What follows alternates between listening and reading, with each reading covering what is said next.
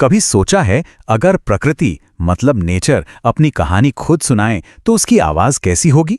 Alfred Lord Tennyson ने अपनी मशहूर कविता द ब्रुक में बिल्कुल यही किया है। तो चलिए इस अनोखी दुनिया में उतरते हैं। जरा सोचिए, एक बहती हुई नदी अपनी कहानी खुद सुना रही है। वो अपने सफर में क्या देखती होगी, क्या महसूस करती होगी?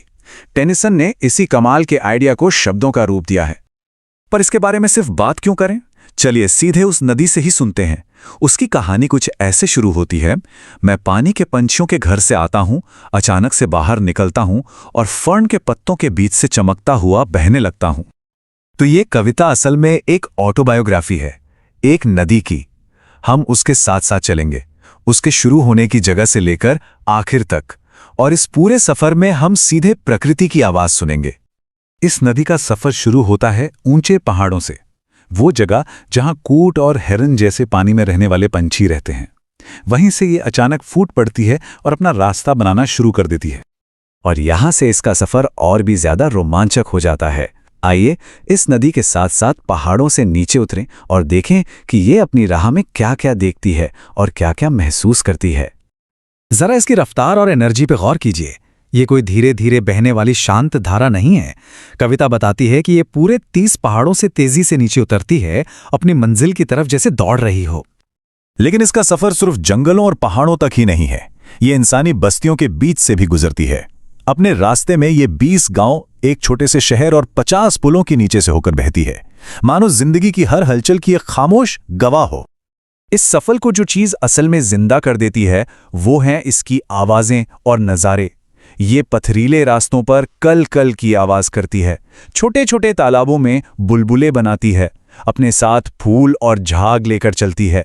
ये ट्राउट और ग्रेलिंग जैसी मछलियों को तैरते हुए देखती है और खेतों के किनारे लगे विलों के पेड़ों के पास से लहराती हुई निकल जाती है।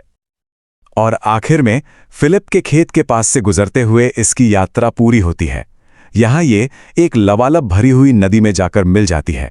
एक तरह से इसका अपना सफर यहाँ खत्म होता है और ये किसी बड़ी चीज का हिस्सा बन जाती है।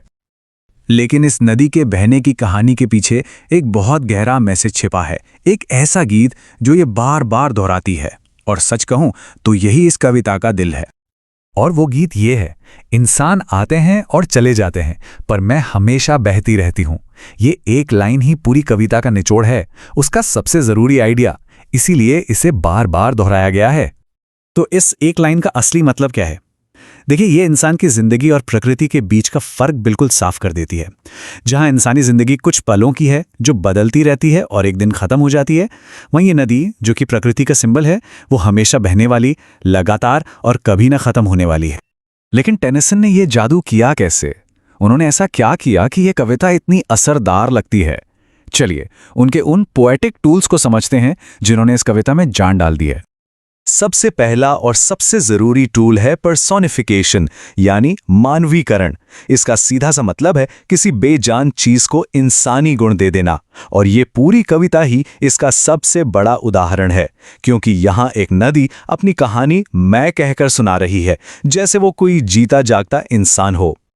इसके बाद आता है ओनोमोटोपोया। ये सुनने में थोड़ा मुश्किल शब्द है पर इसका मतलब बहुत आसान है। ऐसे शब्द जो आवाज की नकल करते हैं। टेनिसन ने चैटर, बैबल, मरमर जैसे शब्दों का इस्तेमाल किया है। इन शब्दों को पढ़ते ही हमें नदी की आवाज सच में सुनाई देने लगती है। फिर है इमेजरी, यानी ऐसे शब्द जो हमारे दिमाग में तस्वीरें बना दें। जब टेनिसन चांदी सी लहरें, सुनहरी बजरी या जालीदार धूप जैसे शब्द इस्तेमाल करते हैं तो हम उस नदी और उसके आसपास के नज़ारे को अपनी आंखों के सामने देख पाते हैं। इनके अलावा भी कुछ और जरूरी तकनीकें हैं, जैसे कि रेपिटेशन यानी दोहराव। फॉर मेन मे कम वाली लाइन को बार बार दोहराकर मुख्य विचार पर जोर दिया गया है। फिर है एलिटरेशन यानी अनुप्रास, जैसे स्लिप आई स्लाइड, जहां एक ही अक्षर से शुरू होने वाले शब्द एक म्यूजिकल रिदम बनाते हैं। और सबसे गहरा है मेटाफर यानी रूपक, जहां नदी का ये पूरा सफर असल में जिंदगी के सफर का प्रतीक बन जाता है। तो इन सब बातों से हम क्या सीख सकते हैं? ये नदी हमें ऐसा कौन सा सबक सिखा रही है जो हमेशा काम आए? चलिए इस कविता के उस संदेश को समझते हैं जो किसी भी दौर में पुराना नहीं हो सकता। इस कविता के कुछ गहरे मतलब हैं।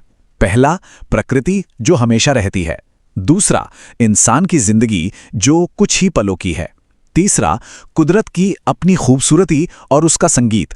और आखिर में जिंदगी का सफर, जिसमें कई मोड़ और उतार चढ़ाव आते हैं। तो सबसे बड़ी सीख यही है, नदी का सफ़र खुद जिंदगी का सफ़र है। यह हमेशा चलती रहती है, बदलती रहती है और अपनी मंजिल तक पहुंचने के लिए हर रुकावट को पार कर जाती है। एक मजबूत याद जो हमें दिलाती है कि हमारी जिंदगी भी एक ऐसा ही लगातार बहने वाला सफ़र है। नदी का सफर कभी खत्म नहीं होता, तो हम उसके इस लगातार बहते रहने से क्या सीख सकते हैं? शायद यही कि बदलाव ही जिंदगी का इकलौता नियम है, और हमें भी इस नदी की तरह हर रुकावट को पार कर बस आगे बढ़ते रहना सीखना होगा। एक ऐसा ख्याल जो हमेशा हमारे साथ रह सकता है।